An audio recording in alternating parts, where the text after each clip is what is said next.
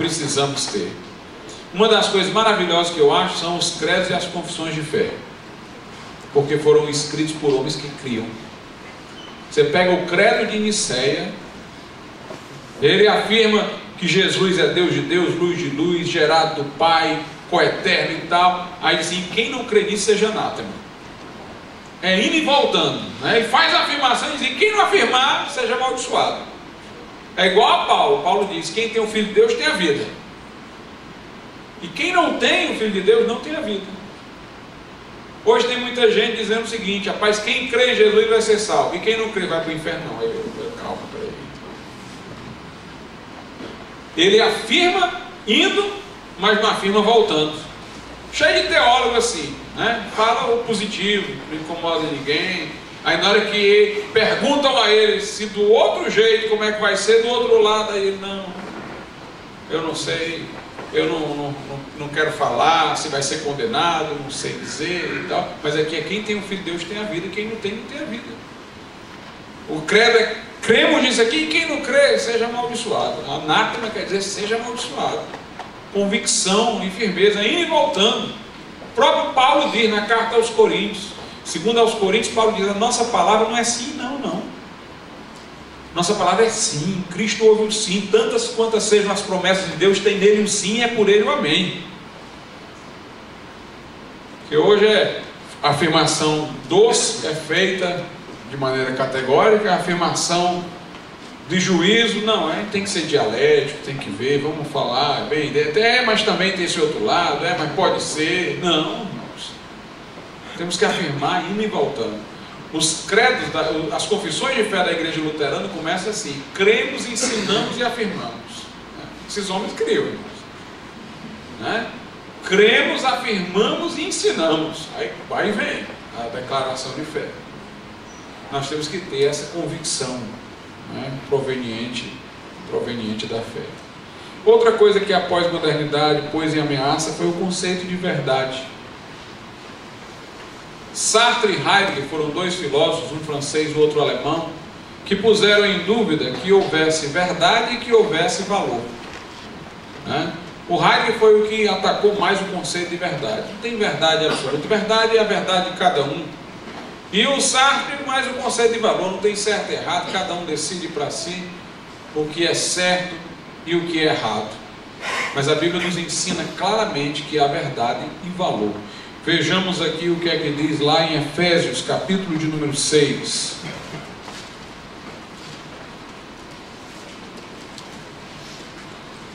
Efésios 6, versículo 14. Estai, pois, firmes, note, firmes, tendo cingido os vossos lombos com a verdade e vestido a couraça da justiça. Cinja os lombos com a verdade, o peito com a couraça da justiça. A verdade e a justiça é valor. Verdade e valor. Existe verdade e valor. Interessante que uma vez eu preguei sobre esse texto: cingir os lombos com a verdade. Os lombos na Bíblia, essa parte aqui, é símbolo da fertilidade. Diz que Levi, lá em Hebreus, estava nos lombos de Abraão. Os lombos quer dizer a fertilidade. Cingir os lombos com a verdade é o seguinte: seja imaginativo, seja criativo, mas pense dentro da verdade. Deus não quer esmagar a nossa criatividade, não. Seja imaginativo, seja fértil, mas amarre a sua imaginação com a verdade.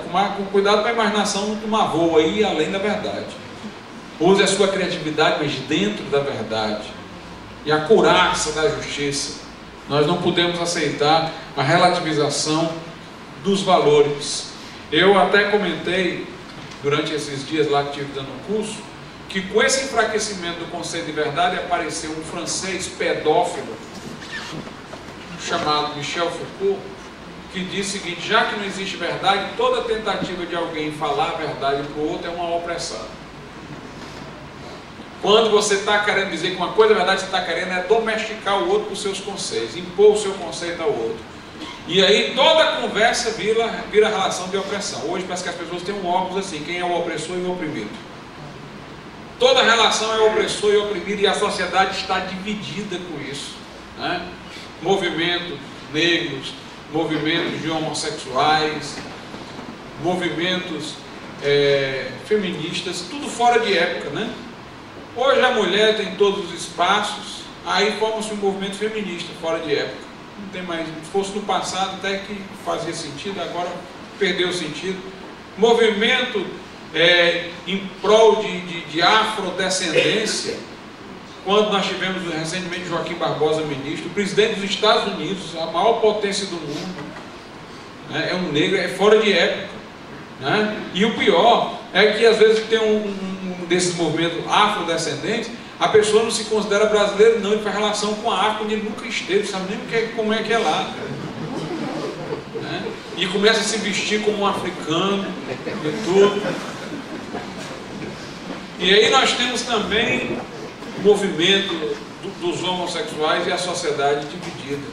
Irmãos, a gente vê a diferença entre essa concepção e a cristã quando a gente compara Martin Luther King e Malcolm X.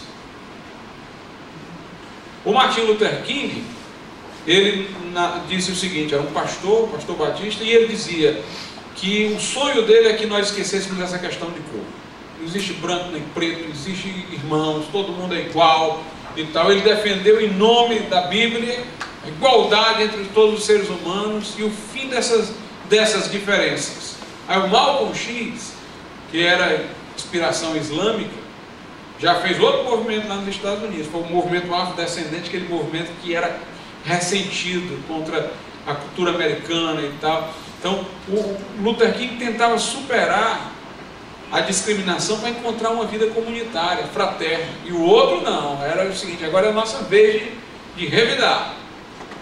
E hoje nós vivemos numa sociedade cheia de contendas e uma sede de identidade. As pessoas procuram se associar a esses movimentos para se sentir com alguma identidade, né? Tem muita gente hoje virando homossexual sem ter tido nenhum histórico de inclinação, mas é para ter alguma identidade. Ele nunca foi ninguém, né? Agora eu vou lá, que agora ali eu apareço como sendo alguém, o grupo é menor, sou mais reconhecida. É assim. Tem gente aí casada não sei quanto tempo, de repente vira transexual.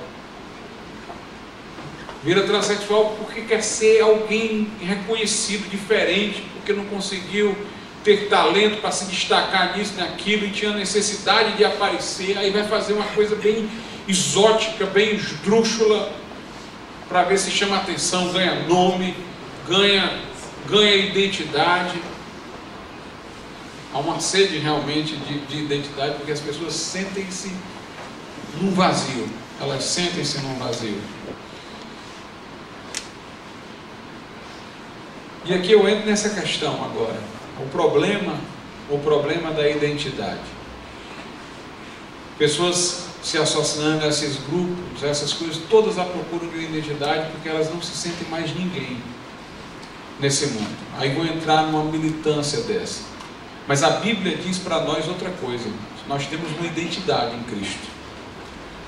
Nós não precisamos disso. O batismo é uma forma de nós nos lembrarmos da nossa identidade.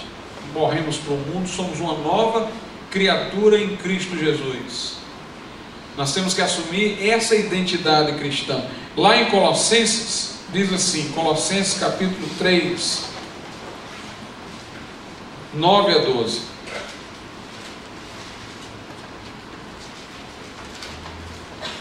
Diz, não mintais uns aos outros, pois que já vos despistes do velho homem com seus feitos, e vos vestistes do novo, que se renova para o conhecimento segundo a imagem daquele que o criou, onde não há grego, note, nem judeu, circuncisão nem incircuncisão, bárbaro, cita, servo ou livre, mas Cristo é tudo em todos. Revestidos, pois, como eleitos de Deus, santos e amados, de entranhas de misericórdia, de benignidade, humildade, mansidão e longanimidade. Nós não devemos buscar identidade, irmãos, nessas coisas terrenas, não. Nesses movimentos segmentários, não. Em Cristo Jesus não há judeu, nem grego, escravo, nem livre, homem, nem mulher. Nossa identidade é essa, é Cristo. Somos um em Cristo Jesus. Dietrich Bonhoeffer dizia: Jesus não é o mediador apenas entre nós e Deus, não. Ele é o mediador entre nós mesmos. Eu sou diante do outro como Jesus, eu apareço em nome de Jesus, eu assumo a identidade que eu tenho em Cristo diante do outro. Então nossa identidade é Cristo, o que nós somos em Cristo.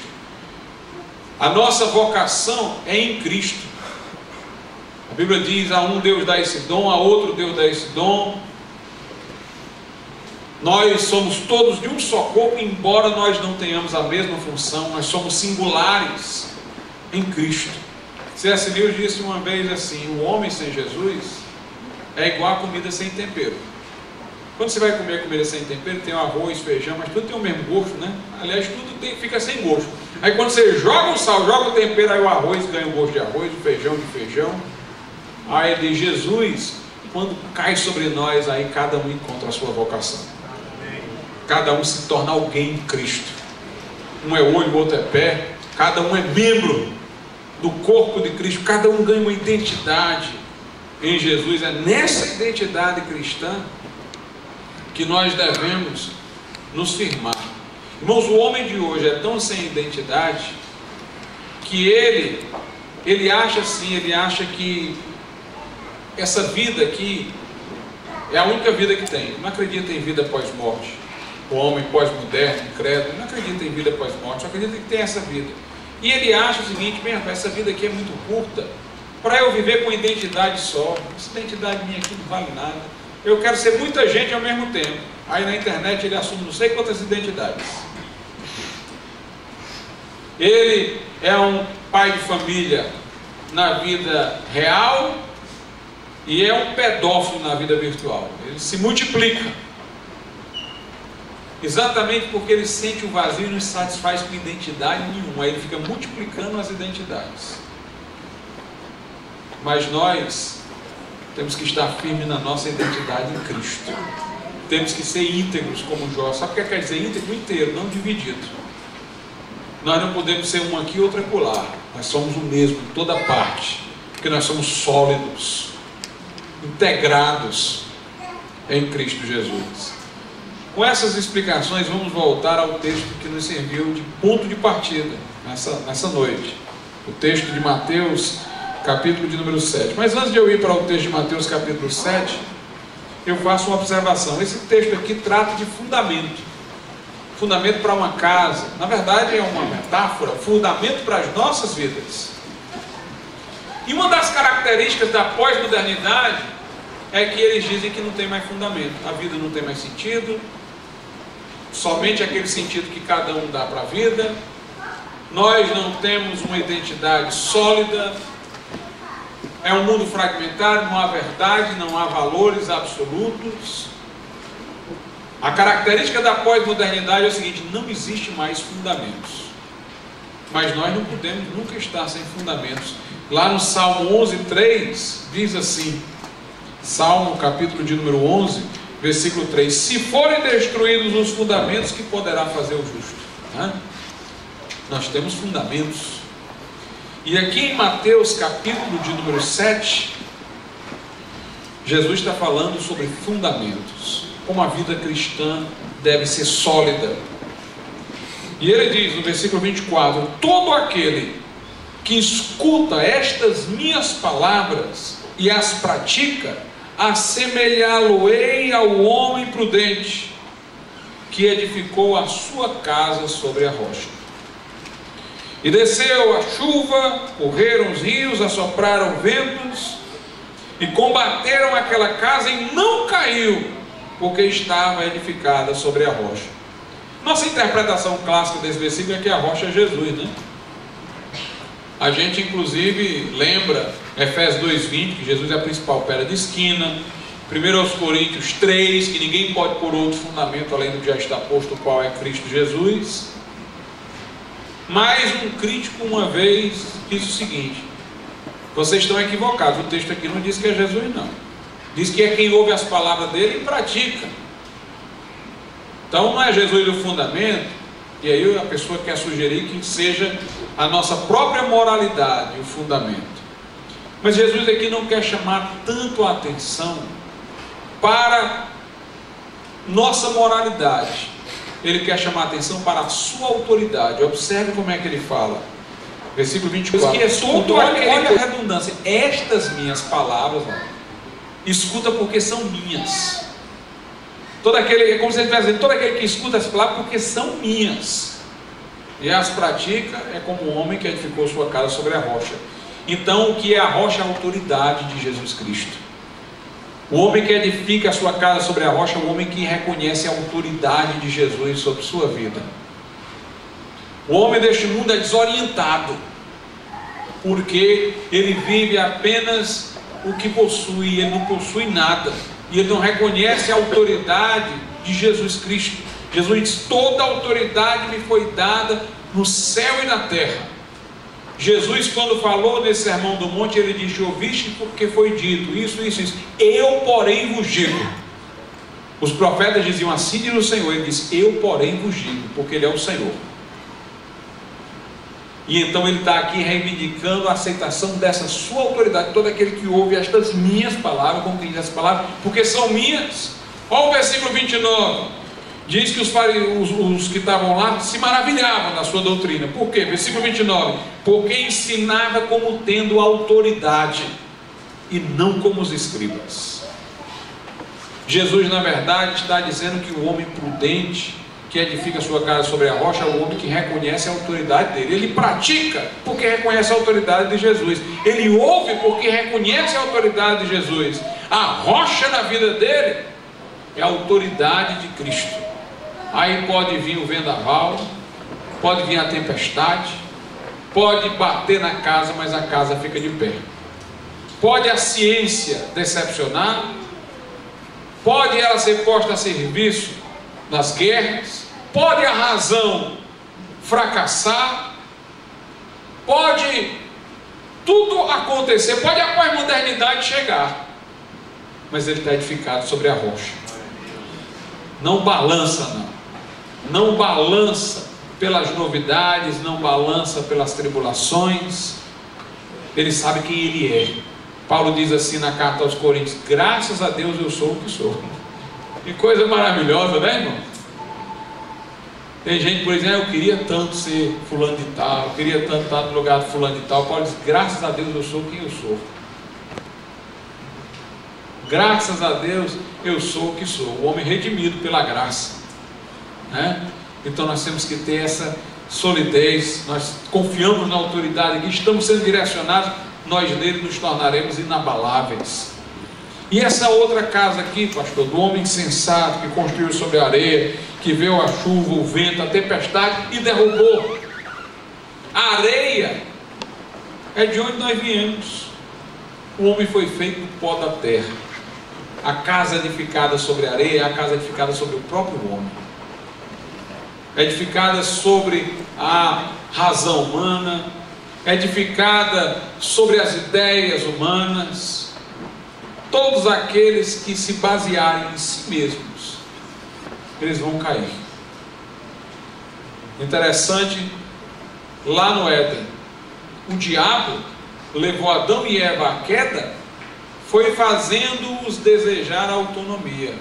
Ele disse: olha, o Senhor disse que se vocês comerem vão morrer. Morre não. O diabo nunca mudou, né? Sempre a mesma coisa. Em primeiro lugar, fez logo uma sessão espírita, entrou na serpente. Segundo, negou o inferno. Não morre não, não tem juízo não. E depois ele veio com o humanismo, entre aspas, dele. Se vocês comerem desse fruto aqui, vocês vão se tornar como Deus, conhecendo o bem e o mal. Para que aprender de Deus? Porque aprender de Deus o bem e o mal, saber sobre com Ele o que é bom e o que é ruim, se vocês podem ter esse conhecimento autonomamente em vocês mesmos, só comer. Aí comeram, desejando autonomia, em vez de terem submetido à autoridade da palavra do Senhor. Lutero disse: o pecado de Adão e Eva foi incredulidade. Eles não creram no que Deus disse, creram no que o diabo disse. E se o homem se perdeu pela incredulidade, ele é resgatado pela fé no Filho de Deus. Então nós não podemos edificar nossa casa sobre a areia. Este mundo está balançando, o pós-modernismo aí está fragmentando o mundo, Porque eles construíram uma casa sobre areia na modernidade. Sabe, precisamos de Deus não, vamos explicar tudo, a razão vai tornar o mundo melhor. Caiu. O que é a pós-modernidade? É o homem da modernidade que edificou a sua casa sobre a areia, agora no chão. Mas nós estamos edificados sobre a rocha, e nela haveremos de permanecer. Amém, irmãos? Vamos orar ao Senhor nesse momento. Nosso Deus e nosso Pai, graças te damos pela tua palavra verdadeira, inerrante, infalível em tudo quanto diz e assevera. Ensina-nos a crer, Senhor, nesta palavra e assimilar todas as verdades que ela nos estabelece. Que possamos nos submeter à autoridade de Cristo e confessá-lo de modo fiel como Senhor. Que possamos andar na sua luz e sermos por ele guiados. Que não venhamos a balançar diante das inovações deste mundo, diante, Senhor, da filosofia profana deste mundo, mas que antes, ó Pai, vivendo verdadeiramente em Cristo Jesus, que os de fora possam olhar para nós e dizer: desejo também isso para mim.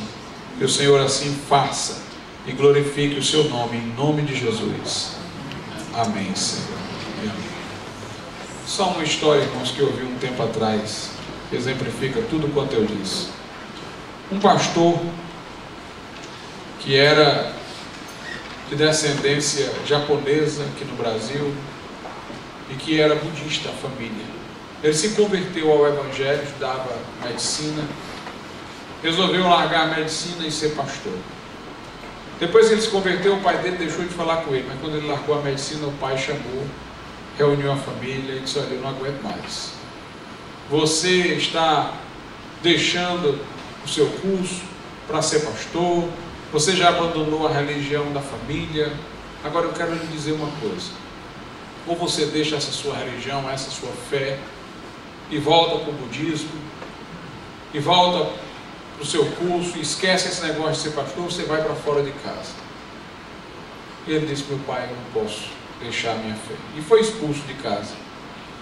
Tornou pastor de uma igreja, cresceu. Depois de um certo tempo, ele resolveu voltar para casa. Ele disse: pelo menos eu quero ver a minha mãe. Se meu pai não quiser falar comigo, eu quero pelo menos ver a minha mãe. E ele foi até a sua casa, chegou na porta, na entrada da casa, um pequeno murinho, um pequeno portão. A porta de entrada ficava lá mais adiante, havia um jardim. E ele, quando chegou lá, ele disse: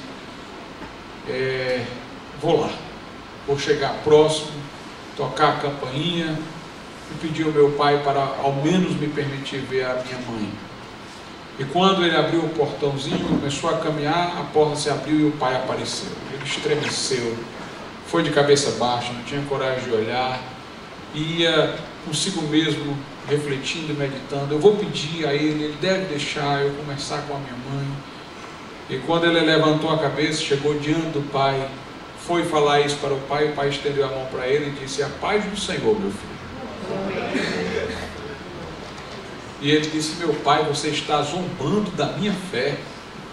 Além de ter me expulso de casa, ele está zombando de mim. Ele disse: não, eu fiquei tão impressionado com a sua convicção, você foi capaz de perder tudo por isso, que eu disse: esse negócio deve ser de grande valor. Quando você se foi, eu fui à igreja e aceitei Jesus como meu Salvador. Meus irmãos, se nós formos convictos, o mundo vai xingar, eles vão zombar, eles vão perseguir, eles vão maltratar, que é para pôr a prova, para saber se a gente recua. Se a gente recuar, eles dizem: igual a mim. Mas se a gente não recuar, depois eles vão dizer: agora eu quero aceitar Jesus como Salvador, eu quero isso daí para mim. Sejamos firmes. A gente tem uma perseguição no começo, mas depois a gente cria admiração, e por causa da nossa convicção muitos chegarão a Cristo. Deus abençoe, irmão.